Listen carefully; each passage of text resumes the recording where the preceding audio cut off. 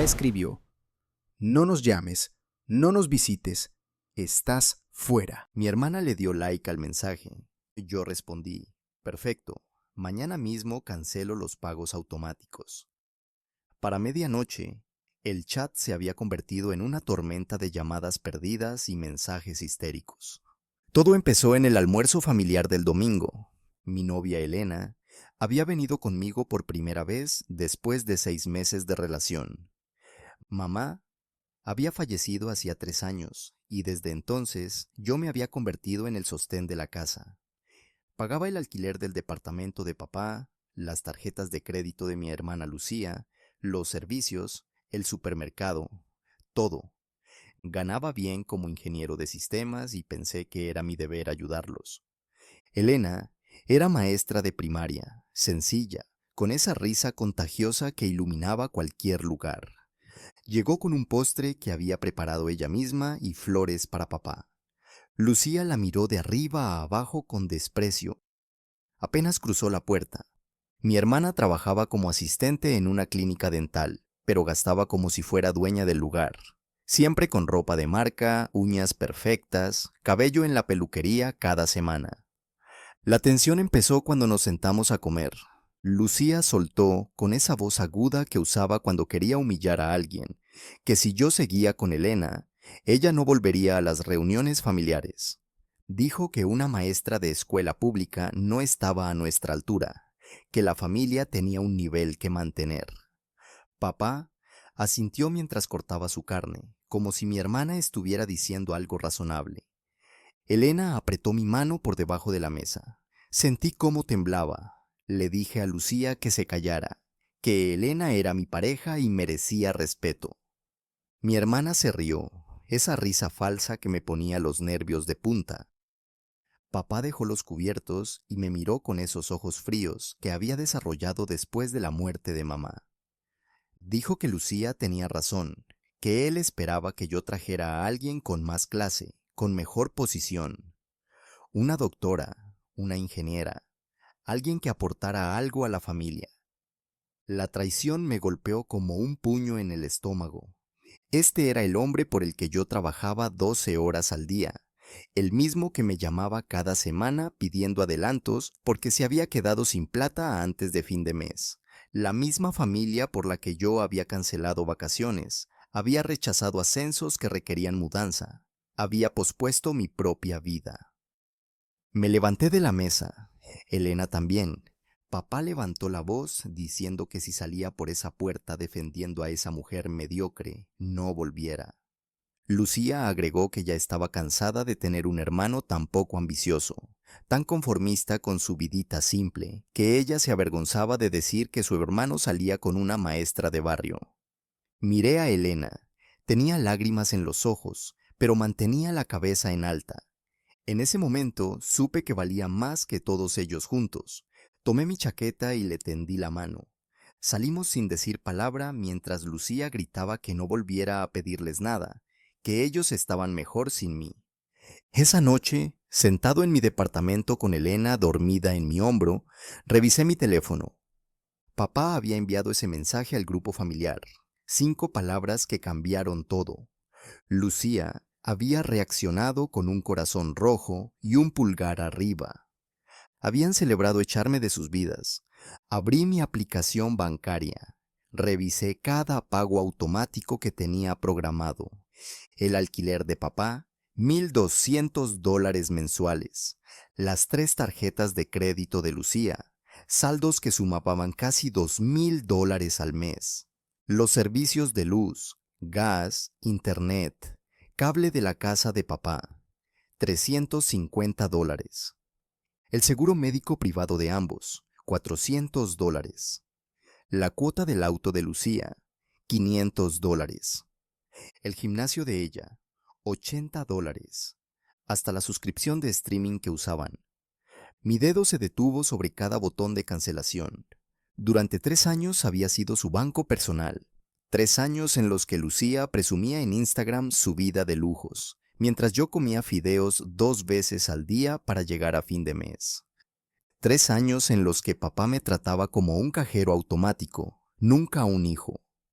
Escribí mi respuesta en el chat, corta, directa, y empecé a cancelar uno por uno. Cada pago automático eliminado se sentía como quitarme un peso de encima. El banco me pedía confirmación. Sí, estaba seguro, muy seguro. Eran las 11 de la noche cuando terminé. Me serví un whisky que tenía guardado para ocasiones especiales. Elena se despertó y me preguntó si estaba bien. Le mostré la pantalla de mi teléfono. Sus ojos se abrieron grandes cuando vio todos los pagos cancelados. Me preguntó si no me arrepentiría. Le dije que era la primera decisión inteligente que tomaba en años. A las 11:42 llegó el primer mensaje de Lucía. Era un audio de voz gritando que qué había hecho, que acababa de recibir una notificación del banco sobre el pago rechazado de su tarjeta, que tenía compras programadas, que su calificación crediticia se iba a arruinar. No respondí. 11:53. Papá llamó. No contesté. Llamó otra vez y otra vez. El teléfono no paraba de vibrar. Lucía envió capturas de pantalla de las notificaciones del banco. Todas las tarjetas rechazadas, el pago del auto rebotado, la inmobiliaria enviando recordatorio del alquiler vencido. Medianoche exacta. El chat familiar explotó. Papá escribió 12 mensajes seguidos, que yo no podía hacerles eso, que era su hijo, que tenía obligaciones. Lucía me llamaba egoísta, mal hermano, mal hijo. Decía que mamá estaría decepcionada de mí. Cada mensaje que llegaba me confirmaba que había tomado la decisión correcta. No era su hijo, era su billetera. No era el hermano de Lucía, era su patrocinador. La ingratitud destilaba en cada palabra que escribían. La misma ingratitud con la que habían tratado a Elena, con la que me habían tratado a mí durante años. Apagué las notificaciones del grupo y me fui a dormir. Por primera vez en 3 años dormí sin preocuparme por cuánto dinero necesitarían al día siguiente. Elena me abrazó y susurró que estaba orgullosa de mí. En ese momento supe que había elegido bien. Había elegido a alguien que me valoraba por quien era, no por cuánto podía darle. La tormenta apenas comenzaba, pero yo estaba tranquilo. Después de años de ser usado, finalmente les había mostrado cuál era su verdadero lugar sin mí, y lo que vendría después sería la confirmación de algo que ya sabía. Nunca les había importado como persona, solo como fuente de dinero. La justicia llegaba en forma de recibos sin pagar y cuentas vencidas, y yo finalmente era libre. El lunes por la mañana me desperté con 57 notificaciones, todas de papá y Lucía. Elena ya se había ido a la escuela dejándome un café preparado y una nota que decía: «Eres más fuerte de lo que crees». Sonreí mientras leía los mensajes histéricos de mi familia. Lucía había enviado una seguidilla de audios entre las 3 y las 6 de la madrugada. En el primero lloraba diciendo que no podía dormir pensando en cómo pagaría sus deudas. En el segundo me insultaba con palabras que nunca pensé escuchar de mi hermana. En el tercero suplicaba que al menos pagara el auto porque lo necesitaba para trabajar. En el cuarto volvía a insultarme. Era un ciclo perfecto de manipulación que ya no funcionaba conmigo. Papá había intentado el camino de la culpa. Escribió que mamá nos había enseñado a ser familia, que ella estaría llorando en el cielo viendo cómo yo abandonaba a mis seres queridos, que un hombre de verdad cuida de su familia pase lo que pase, que yo era un egoísta que solo pensaba en una mujer que acababa de conocer. Bloqueé el chat familiar y me fui a trabajar. Mi jefe, Tomás, notó mi buen humor. Le conté resumidamente lo que había pasado. Se rió y me dijo que había tardado demasiado en tomar esa decisión. Tomás conocía mi situación porque más de una vez había rechazado viajes de trabajo por tener que resolver emergencias económicas de mi familia. A las 10 de la mañana recibí una llamada de un número desconocido. Era Lucía desde el teléfono de su amiga Jimena. Empezó gritando que cómo me atrevía a bloquearla, que necesitábamos hablar como adultos. Le dije que los adultos no dan likes cuando echan a sus hermanos de la familia. Colgó. 5 minutos después llamó papá desde otro número. Su voz sonaba diferente, más suave, casi amable. Dijo que había sido un malentendido, que el domingo todos estaban estresados, que tal vez habían reaccionado mal, que yo sabía cómo era Lucía cuando se enojaba, que no había que tomarla en serio.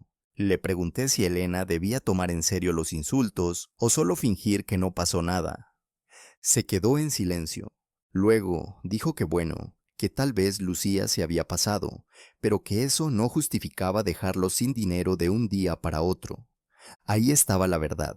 No le importaba la traición, no le importaba haberme echado, le importaba el dinero.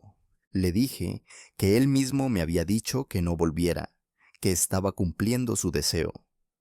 Empezó a levantar la voz diciendo que yo sabía perfectamente que él no hablaba en serio, que solo estaba defendiendo a Lucía como padre. Le recordé que yo también era su hijo y él había elegido. Colgué. Al mediodía, mi primo Mateo me escribió por WhatsApp. Lucía lo había llamado llorando, diciéndole que yo los había abandonado sin razón, que era un mal hijo que dejaba a papá en la calle. Mateo quería saber mi versión. Le expliqué todo, desde los 3 años pagando absolutamente todo hasta el domingo y el mensaje con el like de Lucía. Se quedó en shock. Me dijo que nunca imaginó que yo financiaba toda su vida, que siempre pensó que Lucía tenía buenos ingresos por cómo gastaba. Mateo me contó algo que yo no sabía. Resulta que Lucía había estado presumiendo con toda la familia extendida sobre su próximo viaje a Cancún, un paquete todo incluido que costaba $3,000. Decía que se lo había ganado por ser empleada del mes en la clínica. La realidad golpeó a Mateo como una bofetada. Ese viaje lo pagaba yo sin saberlo, probablemente cargado a una de sus tarjetas. La tarde trajo más sorpresas.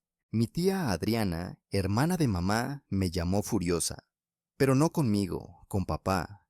Resulta que ella le había prestado dinero a Lucía hace 2 meses, $500 que mi hermana juró devolver en un mes. Nunca lo hizo. Tía Adriana acababa de enterarse por Mateo de toda mi situación y las piezas encajaron. Lucía nunca pensó devolver ese dinero porque sabía que yo cubriría todo. Mi tía estaba indignada. Dijo que iba a hablar con papá inmediatamente. A las 5 de la tarde, cuando salía del trabajo, papá me esperaba en el estacionamiento. Mi corazón dio un vuelco. Se veía demacrado, con ojeras profundas. Se acercó con las manos en los bolsillos, como esperando que yo hiciera el primer movimiento.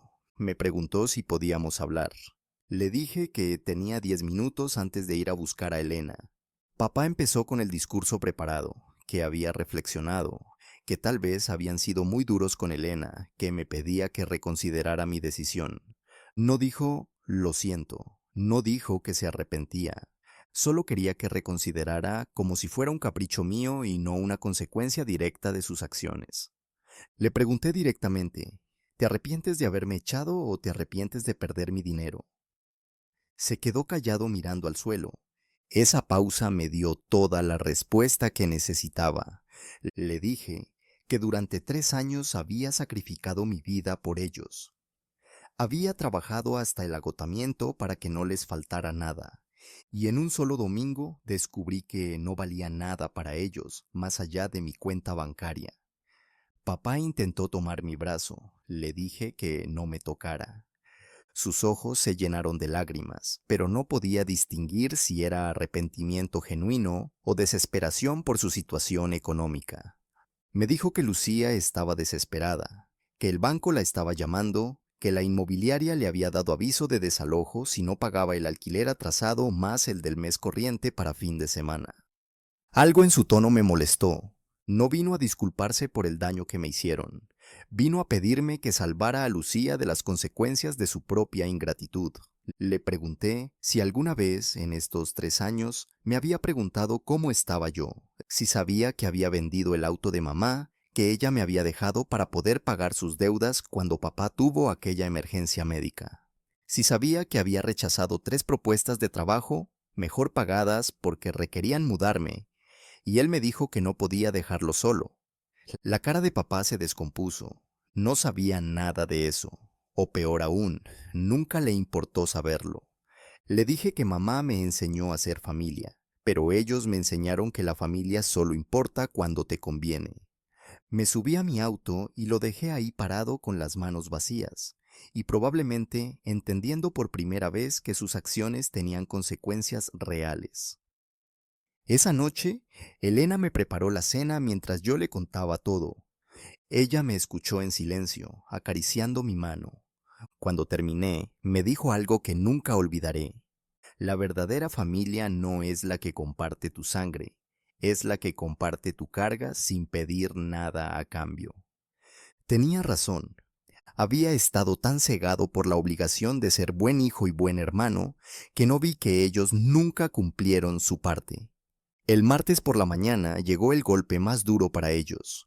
Lucía publicó en su Instagram una foto antigua mía con un texto largo hablando de cómo los hermanos deben apoyarse siempre, de cómo la familia es sagrada, de cómo algunas personas olvidan sus raíces.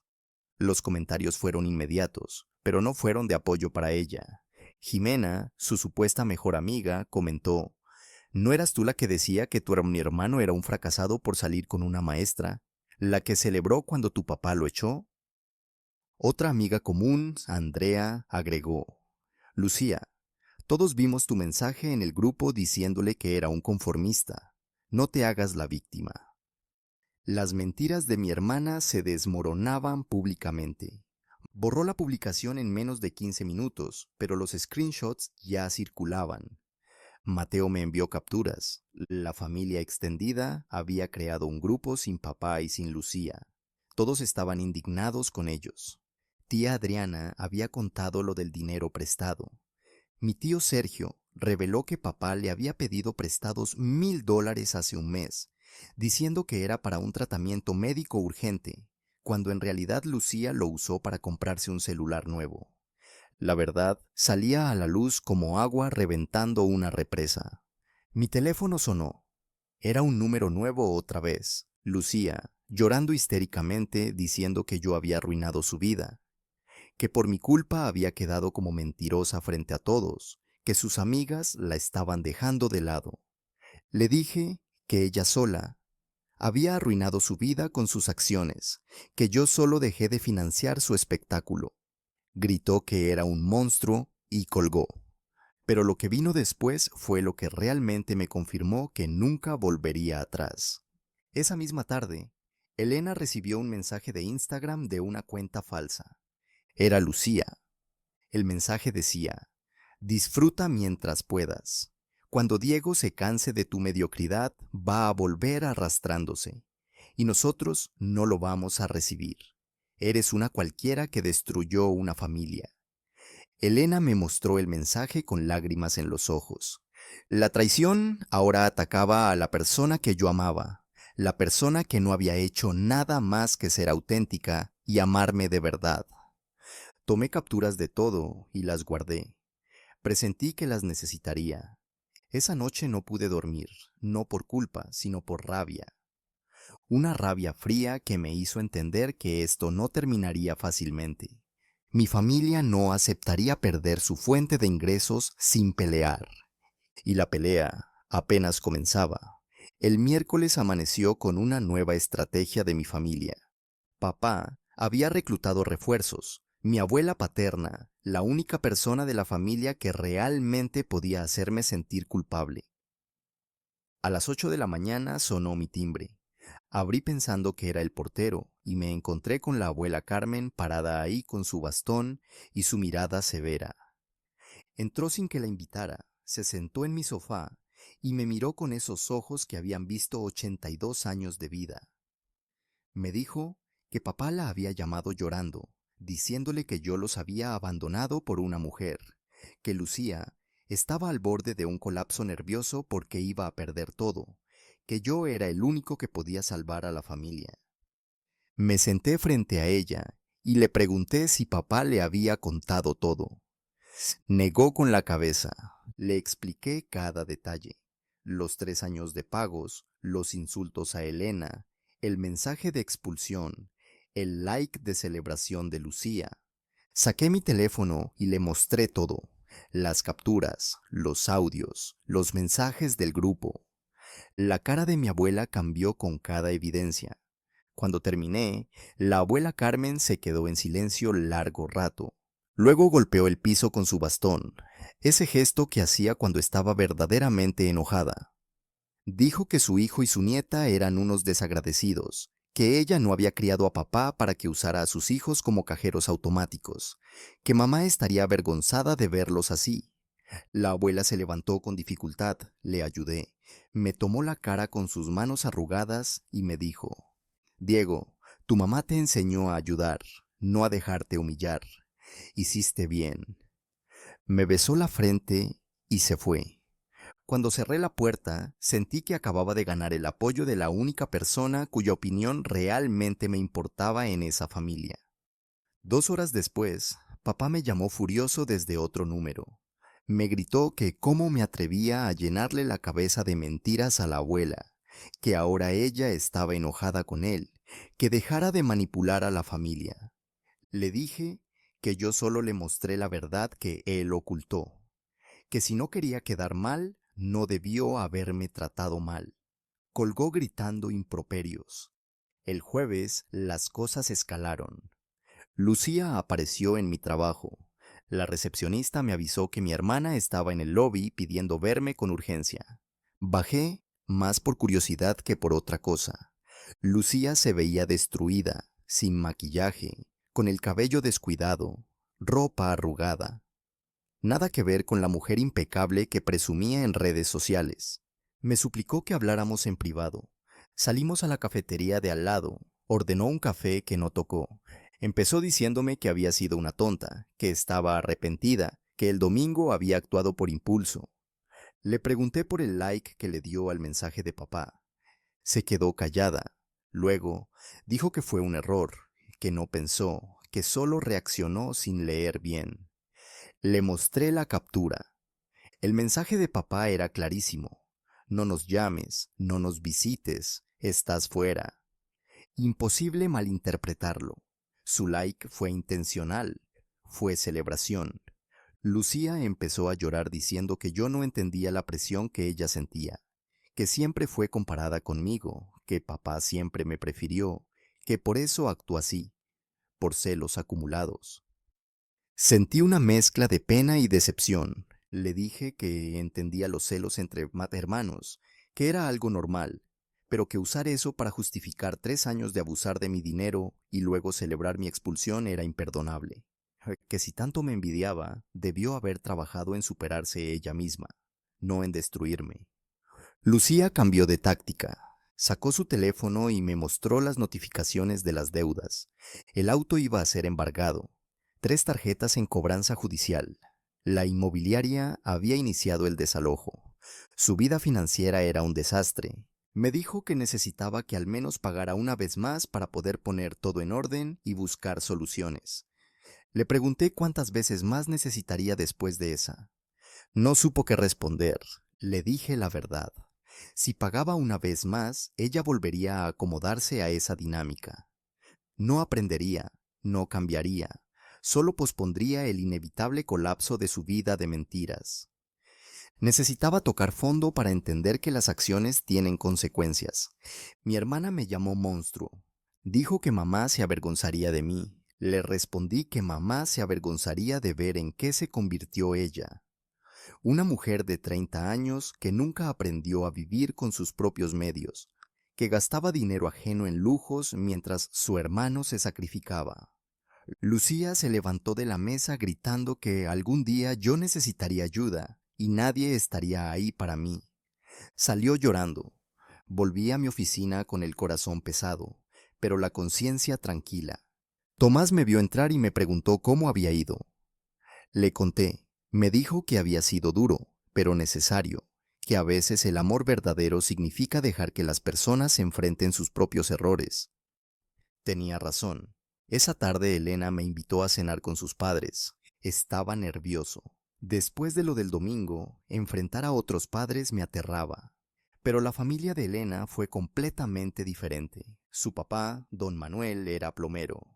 Su mamá, doña Sofía, Trabajaba en una fábrica textil. Vivían en una casa modesta, pero llena de calidez. Durante la cena, me preguntaron sobre mi trabajo, mis planes, mis intereses.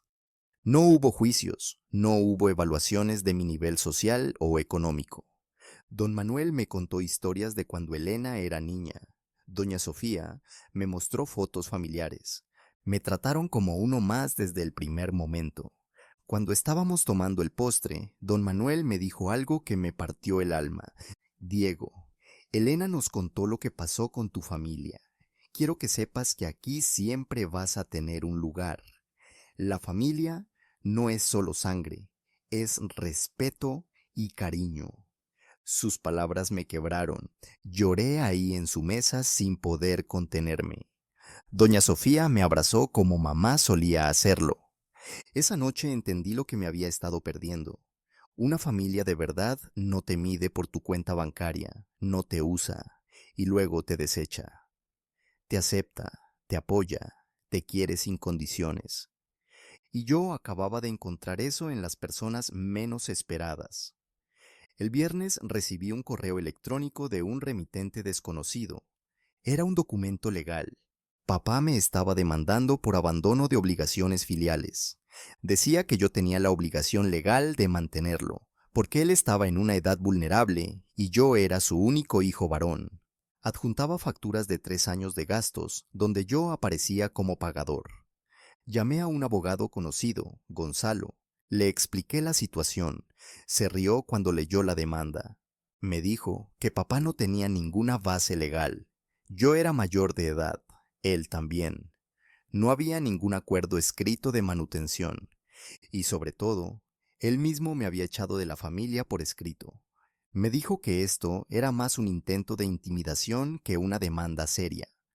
Gonzalo me sugirió contrademandar por el auto de mamá que yo vendí para pagar deudas de papá, argumentando que fue bajo presión emocional. También sugirió incluir las conversaciones donde ellos me insultan y humillan como evidencia de abuso emocional. No quería llegar tan lejos, pero guardé la información por si acaso. El sábado por la tarde estaba en el supermercado con Elena cuando nos encontramos con la tía Adriana. Nos saludó cálidamente y nos invitó a tomar un café. Nos contó que había ido a hablar con papá y Lucía. La escena fue brutal. Adriana les dijo que eran unos aprovechados, que habían traicionado la memoria de su hermana usándome como lo hicieron. Papá intentó defenderse diciendo que yo exageraba, que ellos no me pidieron nada que yo no ofreciera voluntariamente. La tía Adriana le mostró las capturas que Mateo había compartido en el grupo familiar, los mensajes donde Lucía se burlaba de mí con sus amigas llamándome el banco ambulante y mi hermano el tonto que paga todo. Lucía intentó justificarse diciendo que eran bromas privadas. Tía Adriana le preguntó si también era broma el mensaje que le envió a Elena. Mi hermana se puso pálida, no sabía que yo le había contado a la familia sobre eso. La tía le dijo que era una víbora, que atacar a una mujer inocente mostraba su verdadero carácter. Según tía Adriana, Lucía explotó, gritó que todos estaban contra ella, que yo había manipulado a la familia, que ella era la víctima. Papá intentó calmarla, pero terminó discutiendo también con Adriana. La visita terminó con portazos y gritos. Desde entonces, la mitad de la familia había cortado contacto con ellos. La justicia que yo buscaba no vino de mi venganza, vino de la verdad saliendo a la luz. Cada mentira expuesta, cada manipulación revelada, iba construyendo un muro entre ellos y el resto de la familia. Ya no era solo mi palabra contra la de ellos, era la evidencia contra sus mentiras. Esa noche, mientras Elena y yo veíamos una película en mi departamento, mi teléfono vibró. Era un mensaje de la abuela Carmen. Diego, papá y tu hermana vinieron a pedirme dinero prestado. Les dije que no, que aprendan a vivir con lo que ganan. Estoy orgullosa de ti. Tu mamá también lo estaría. Leí el mensaje 3 veces. La abuela, que siempre había sido el pilar financiero de emergencia de la familia, les había cerrado la puerta. Ellos habían quemado su último puente. Ahora enfrentarían solos las consecuencias de años de irresponsabilidad e ingratitud. Apagué el teléfono y abracé a Elena. Por primera vez en años me sentía verdaderamente libre. Libre de la culpa, libre de la obligación, libre del peso de cargar con personas que nunca me valoraron. La tormenta continuaba para ellos, pero yo ya estaba a salvo en tierra firme, construyendo una vida con alguien que realmente me amaba. El lunes siguiente fue el día que todo cambió definitivamente. Llegué a la oficina y Tomás me estaba esperando con una sonrisa extraña. Me dijo que teníamos que hablar en su oficina. Mi primer pensamiento fue que algo malo había pasado, que tal vez mi familia había llamado causando problemas. Pero era todo lo contrario. Tomás me ofreció el puesto de gerente de proyectos que había quedado vacante. Era el ascenso que había rechazado 2 veces en los últimos años por no poder mudarme y dejar a papá solo. El salario era casi el doble de lo que ganaba. Me quedé en shock. Le pregunté, ¿por qué ahora? ¿Por qué yo? Me dijo que siempre fui su primera opción, pero que notaba que yo estaba atado a algo que no me dejaba avanzar, que esta semana me había visto diferente, más ligero, más enfocado, que había hablado con recursos humanos y todos coincidían en que yo merecía la oportunidad. Le dije que sí, sin pensarlo 2 veces. Salí de esa oficina sintiendo que el universo me estaba compensando. Había perdido una familia tóxica, pero ganaba un futuro mejor. Llamé a Elena para contarle.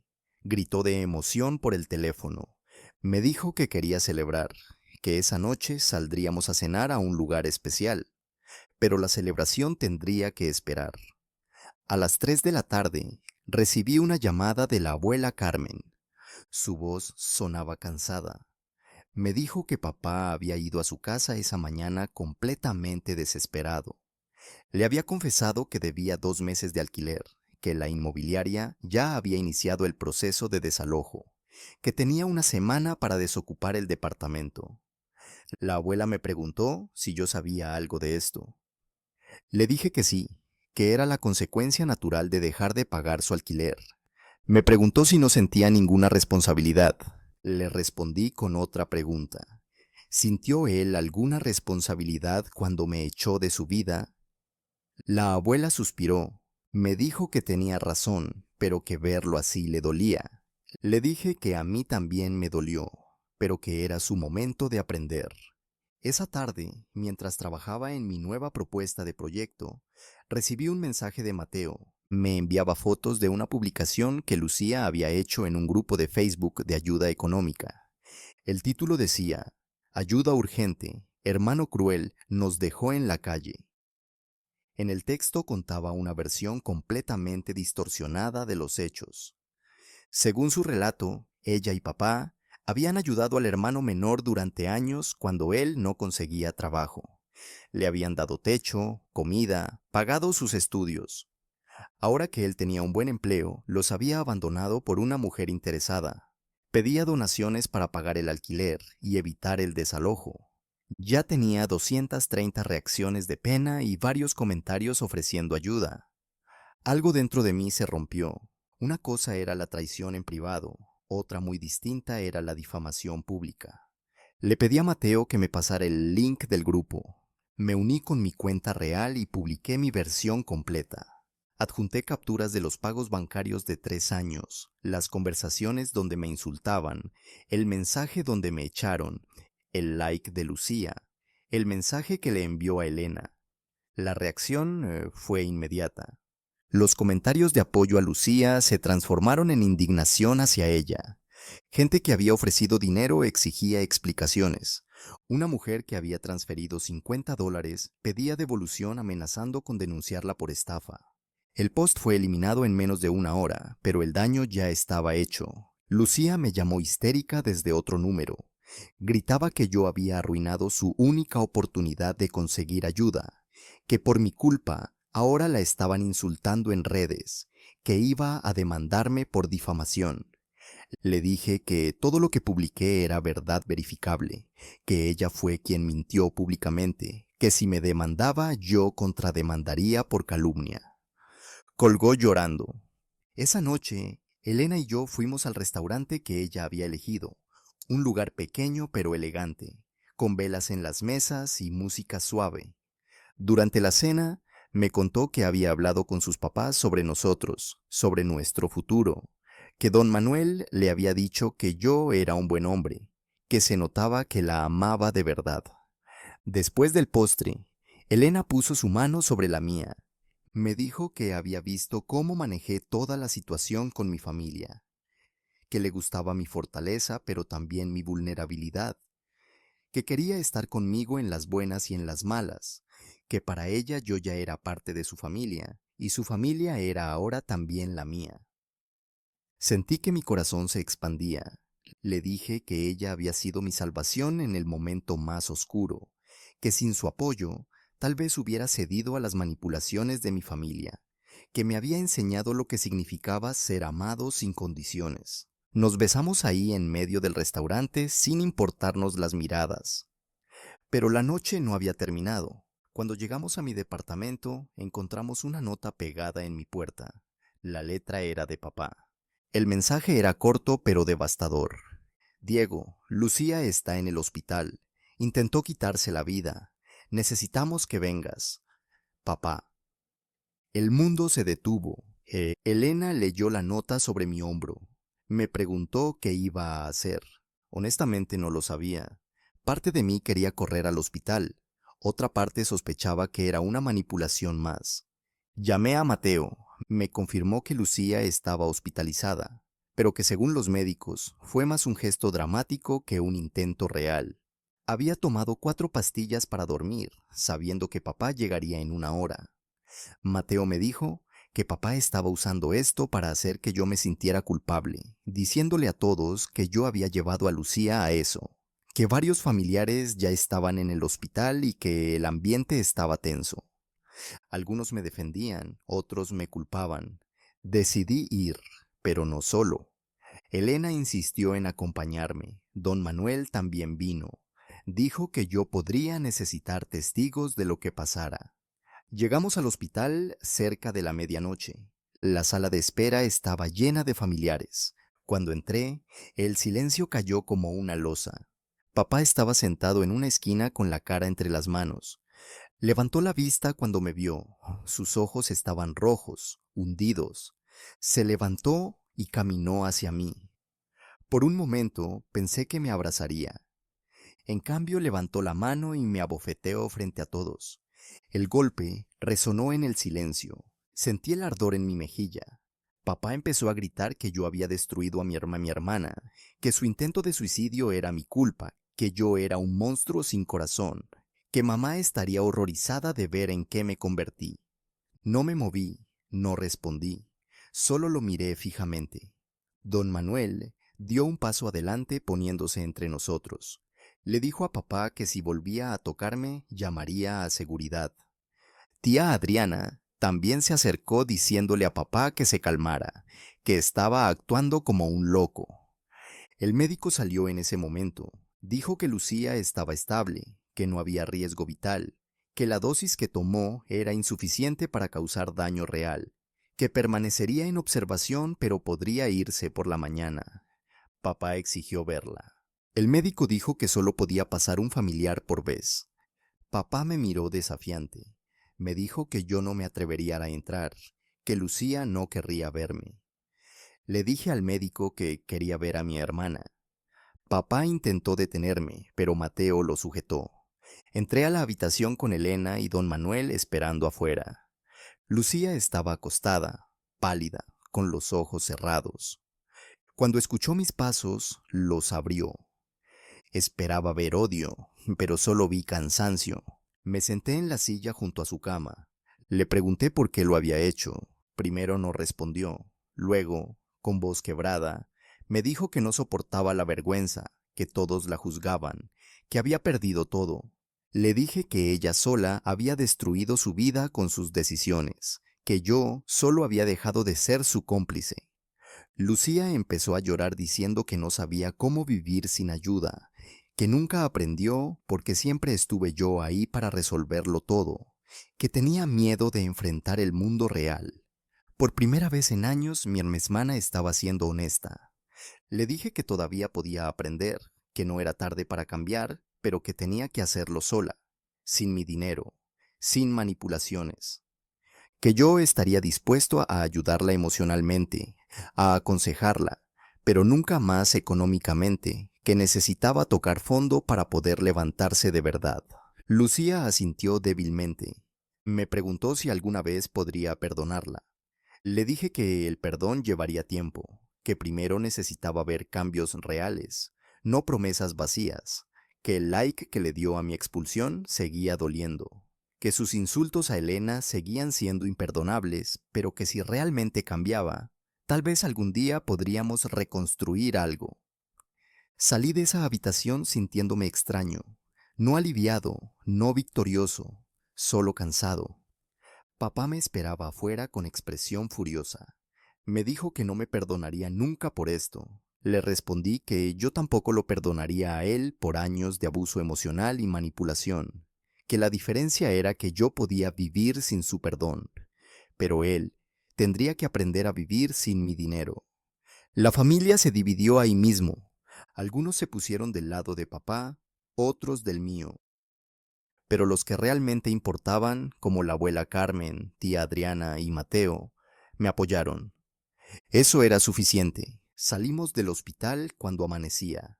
Elena me abrazó en el estacionamiento. Don Manuel puso su mano en mi hombro y me dijo que había manejado la situación con dignidad, que muchos hombres hubieran cedido a la presión, pero que yo me mantuve firme en lo correcto. Mientras manejaba de vuelta a casa con Elena dormida en el asiento del pasajero, entendí algo fundamental. La justicia no siempre es dramática o inmediata. A veces es simplemente dejar que las personas enfrenten las consecuencias de sus actos.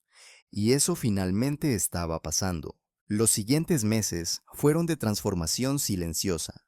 Papá consiguió trabajo como guardia de seguridad nocturno en un centro comercial. No era mucho, pero le alcanzaba para pagar un cuarto amueblado en una zona modesta. Había tenido que dejar el departamento grande, mudarse con lo mínimo. Según Mateo, se veía 10 años más viejo, pero también más humilde. Lucía, por su parte, había vuelto a la casa de una amiga. Había vendido toda su ropa de marca, sus zapatos caros, sus carteras de lujo. Con ese dinero pagó parte de sus deudas y negoció planes de pago para el resto. Consiguió un segundo empleo como mesera, los fines de semana. Trabajaba casi 60 horas a la semana para sobrevivir. Parte de mí sintió satisfacción. No era crueldad, era justicia. Estaban viviendo la vida que siempre debieron vivir, la vida que yo viví, mientras ellos gastaban mi dinero en lujos. Mi nuevo puesto de trabajo empezó oficialmente ese lunes. Las responsabilidades eran mayores, el estrés también, pero me sentía realizado. Tomás me felicitó por mi primer proyecto aprobado. Me dijo que finalmente estaba viendo mi verdadero potencial, ese que antes estaba opacado por las preocupaciones familiares. 2 meses después del incidente del hospital, recibí un mensaje inesperado. Era Lucía, no desde un número desconocido, sino desde su teléfono real. Diego, sé que no merezco tu tiempo, pero ¿podemos hablar? He estado trabajando en mí misma. No vengo a pedir dinero. Solo quiero que veas que estoy cambiando. Le respondí después de pensarlo toda la noche. Dame una dirección. Nos vemos en un café público. Cuando llegué al café, Lucía ya estaba ahí. Se veía completamente diferente. Sin maquillaje, con ropa simple, el cabello recogido en una cola. Pero lo más notable era su expresión. Ya no había arrogancia, solo humildad. Me contó que los últimos 2 meses habían sido los más duros de su vida, que trabajar 12 horas diarias por un salario que apenas le alcanzaba le había abierto los ojos, que nunca supo lo que era el cansancio real, la preocupación por llegar a fin de mes, el miedo a perder el techo, que ahora entendía todo lo que yo hice por ellos durante años. Sacó algo de su bolso, era un sobre, lo puso en la mesa. Dijo que adentro había $200, que era todo lo que había podido ahorrar en 2 meses trabajando día y noche, que sabía que no cubría ni una fracción de lo que yo gasté en ella, pero que era un símbolo de su compromiso de cambiar, que cada mes me daría algo, no como pago de deuda, sino como gesto de su nueva responsabilidad. No tomé el sobre. Le dije que se quedara con ese dinero, que lo usara para terminar de pagar sus deudas, que no necesitaba su dinero, pero sí necesitaba ver cambios reales y sostenidos. Lucía asintió. Me preguntó si algún día podríamos ser hermanos otra vez. Le dije que tal vez, pero que llevaría tiempo, que la confianza se rompe en un segundo, pero se reconstruye en años. 6 meses después de aquel domingo que lo cambió todo, mi vida era completamente diferente. Elena y yo hablábamos de mudarnos juntos. Los padres de ella me trataban como un hijo. La abuela Carmen me visitaba cada semana para tomar té y contarme historias de mamá. Lucía cumplió su palabra. Cada mes enviaba fotos de sus recibos de pago, de sus estados de cuenta, mostrando cómo reducía sus deudas. No le pedí eso, pero ella lo hacía voluntariamente como prueba de su cambio. Hablábamos por mensaje ocasionalmente. Todavía no estaba listo para vernos regularmente, pero el hielo se estaba rompiendo lentamente. Papá, según me contaba Mateo, seguía en su amargura. Trabajaba, pagaba sus cuentas, pero vivía solo y resentido. La abuela intentó hablar con él varias veces, pero él insistía en que yo era el villano de esta historia, que él solo había protegido a su hija, que yo había exagerado todo. La negación era su refugio. Un día recibí un mensaje de un número que no conocía. Era papá. El mensaje era simple. Lucía me contó de sus encuentros contigo. Me alegra que estén reconstruyendo su relación. Yo todavía no estoy listo para aceptar lo que hice. Tal vez nunca lo esté. Pero quiero que sepas que nunca dejé de ser tu padre, aunque haya sido uno terrible. No respondí inmediatamente. Le mostré el mensaje a Elena. Ella me dijo que papá al menos reconocía ser terrible, aunque no llegara a disculparse. Era más de lo que había dado antes. Esa noche le respondí, papá, reconocer es el primer paso, cambiar es el siguiente. Cuando estés listo para dar ese paso, aquí estaré. Pero no voy a perseguirte ni suplicarte. La decisión de ser mejor es tuya. Las consecuencias también. No esperé respuesta. La pelota estaba en su cancha.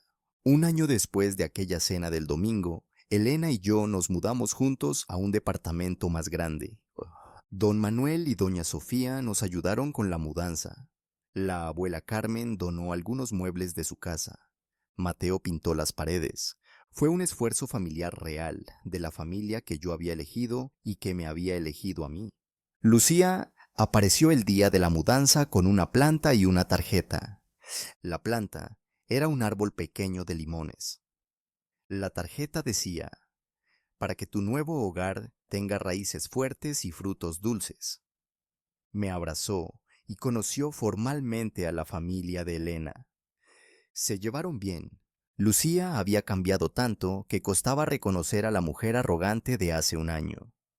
Mi hermana me contó que había terminado de pagar sus deudas, todas, que había cortado las tarjetas de crédito, que vivía con presupuesto, que estaba ahorrando para su propio departamento, que había aprendido el valor del trabajo y del dinero ganado con esfuerzo. Me sentí genuinamente orgulloso de ella. 2 años después de aquel domingo que cambió todo, me casé con Elena. Papá y Lucía estuvieron en la boda, pero no en lugares de honor, porque ese lugar lo ocuparon don Manuel y doña Sofía, quienes me acogieron cuando mi propia familia me rechazó.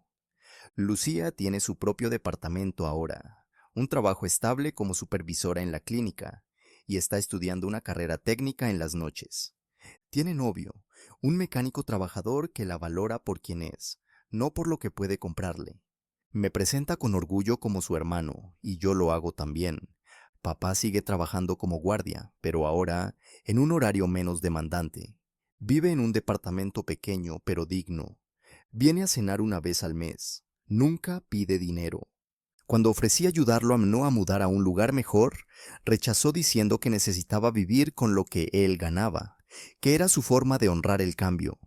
Lo respeté por eso. Elena está embarazada, 3 meses. Cuando se lo contamos a la familia, todos lloraron de felicidad. Lucía me abrazó diciendo que iba a ser la mejor tía, que le enseñaría a su sobrino todo lo que ella aprendió por las malas. Papá me estrechó la mano y me dijo que sería un padre increíble, porque aprendí de sus errores, no de sus ejemplos. La abuela Carmen, con 84 años ahora, me dijo algo que llevo en el corazón. Diego, tu mamá te está viendo y está orgullosa. No porque perdonaste, sino porque supiste poner límites. El amor sin respeto no es amor, es abuso disfrazado. Tú entendiste eso cuando muchos no lo hacen en toda su vida. Miro hacia Nopstra sin rencor. Aquella traición familiar fue la mejor cosa que me pasó, porque me obligó a valorarme.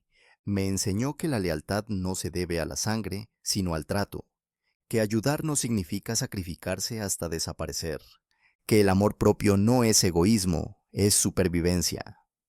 Perdoné a mi familia, sí, pero en mis términos. No olvidé, no pretendí que no pasó.